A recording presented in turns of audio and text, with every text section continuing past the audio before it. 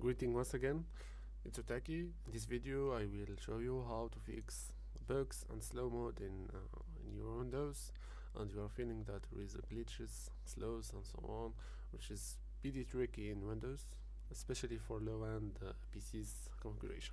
So first of all, you will go to the window, then search environment, edit this, and then you will find here in the advanced, you will go to the performance settings, and then you will find let Windows choose the best performance for my computer. Just make it as adjust for best performance. It will be all disabled. I mean the animation and the unwanted animation and the those animation, if you are disabling it, it will be a really impact your PC and your response rate for your window, the navigating and so on. I will feel the difference. So make this option and you will make your computer a better usage and so on.